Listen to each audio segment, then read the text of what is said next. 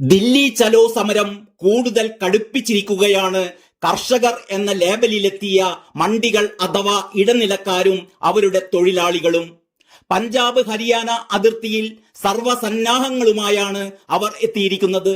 കൂടുതൽ പേർ എത്തിയതോടെ ശംഭു അതിർത്തിയിൽ കിലോമീറ്ററുകളോളം നീളത്തിൽ ട്രാക്ടറുകൾ നിരന്നിരിക്കുകയാണ്.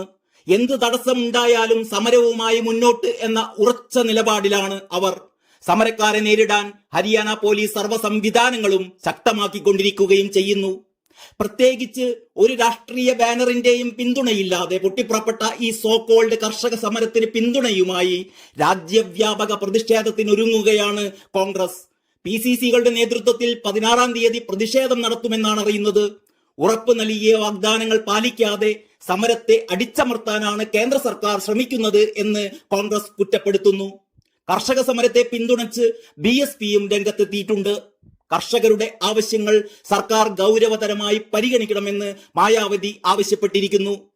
ഇത്രയുമാണ് നമ്മുടെ മുഖ്യധാരാ മാധ്യമങ്ങളിൽ നിന്ന് അറിയാൻ കഴിയുന്ന വാർത്തകൾ. സത്യത്തിൽ എന്തിനു വേണ്ടിയാണ് ഈ സമരം? കർഷകർ എന്ന ലേബലിൽ ഇവിടേക്ക് സർവ്വവിധ സന്നാഹങ്ങളുമായി BWM കാറുകളിലും ബെൻസ് കമ്പനിയുടെ ആഡംബര ജീപ്പുകളിലും ട്രാക്ടറുകളിലും കയറി AC-യും മാസങ്ങളോളം കഴിഞ്ഞുകൂടാനുള്ള താമസ ഭക്ഷണ സൗകര്യങ്ങളുമായി ഇവരുടെ വരവിന് പിന്നിലെ അജണ്ടകൾ എന്താണ്? കേന്ദ്ര കൃഷിമന്ത്രി അർജുൻ മുണ്ട കർഷക സംഘടനകളുടെ പല ആവശ്യങ്ങളും അംഗീകരിക്കാൻ ചർച്ചയിൽ തയ്യാറായതാണ്.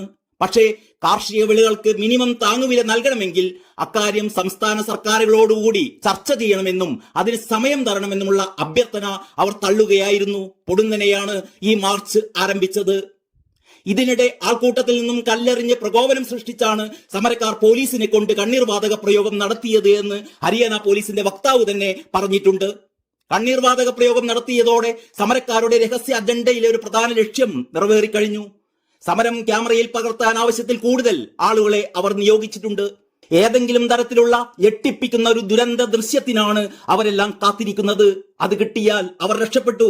അവർക്ക് സമൂഹ മാധ്യമങ്ങളിലൂടെ അത് ചർച്ചയാക്കി നരേന്ദ്രമോദിയെ അടുത്ത പൊതു തിരഞ്ഞെടുപ്പിൽ അട്ടിമറിക്കാം എന്നതാണ് ഇവരുടെ ഗൂഢലക്ഷ്യം.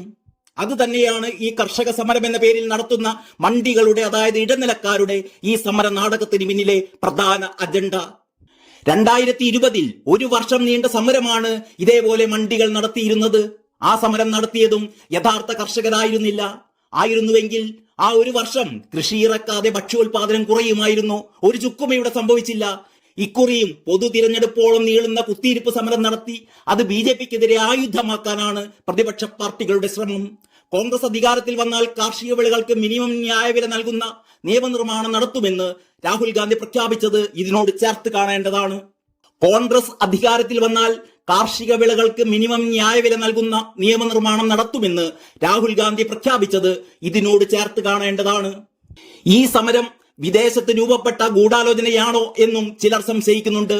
കാരണം മന്ത്രിയെ തള്ളി കർഷകർ സമരം തുടങ്ങുന്നു. കൂട്ടത്തിലുള്ളവർ പോലീസിന് നേരെ കല്ലെറിഞ്ഞ് പ്രകോപനം സൃഷ്ടിക്കുന്നു.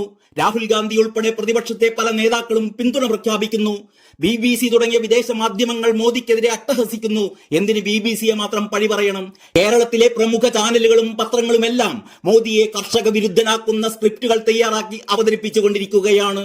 പണ്ടേ ഇവരൊക്കെ മോദിയെ ഫാസിസ്റ്റ് എന്ന് വിളിച്ച് ആക്ഷേപിക്കുന്നവരാണല്ലോ. മോദി ജനാധിപത്യത്തെ ഇഷ്ടപ്പെടുന്നില്ല എന്നും സ്വന്തം രാജ്യത്തെ കർഷകരെ സമരം ചെയ്യാൻ പോലും അനുവദിക്കുന്നില്ല എന്നും അവർക്കെതിരെ കണ്ണീർവാതകം പ്രയോഗിക്കുകയാണെന്നും ഒക്കെയാണ് അവരിപ്പോൾ ചമയ്ക്കുന്ന കണ്ണീർ കഥകൾ. BJPയിൽ നിന്ന് അധികാരം തട്ടിയെടുക്കാൻ ഇന്ത്യ സഖ്യം തട്ടിക്കൂട്ടുകയും അതൊടുവിൽ തമ്മിൽ തല്ലി നാശകോശമാവുകയും ചെയ്തപ്പോ പ്രതിപക്ഷത്തിന്റെ അടുത്ത അടവായി വേണം ഈ കർഷകരുടെ പേരിലുള്ള സമര ആഭാസത്തെയും കാണാൻ.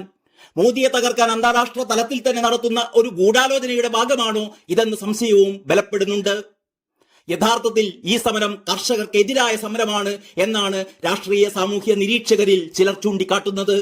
MSP അഥവാ മിനിമം സെല്ലിംഗ് പ്രൈസ് നിയമമൂലം ഉറപ്പുവരുത്തണമെന്ന ആവശ്യം കർഷകരെ ചൂഷണം ചെയ്യാനുള്ള മണ്ടികളുടെ ഗൂഢാലോചനയുടെ ഭാഗമാണ്.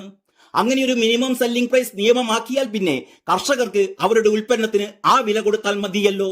ദുഷ്ടലാക്കാണ് ഇതിന് പിന്നിലെന്ന ഈ നിരീക്ഷണത്തിനും യുക്തിയുണ്ട്. കാരണം മിനിമം സെല്ലിംഗ് പ്രൈസ് എന്നത് മണ്ടികളെ സംബന്ധിച്ച് മാക്സിമം സെല്ലിംഗ് പ്രൈസ് ആണ്. യാഥാർത്ഥ്യങ്ങൾ ഇതൊക്കെയാണെങ്കിലും ഇലക്ഷൻ പടിവാതിൽക്കൽ എത്തി നിൽക്കെ സമരം ഏത് വിധേനയെങ്കിലും തീർക്കാനായിരിക്കും കേന്ദ്ര സർക്കാർ ശ്രമിക്കുക. സമരക്കാരുടെ ആവശ്യങ്ങൾ മിക്കവയും അനുവദിക്കാനാണ് സാധ്യത. അപ്പോൾ ദുരിതക്കയത്തിലാകുന്നത് യഥാർത്ഥ കർഷകരായിരിക്കും എന്ന് മാത്രം. ഇത്രയും പറഞ്ഞുകൊണ്ട് നിർത്തട്ടെ. നന്ദി, നമസ്കാരം.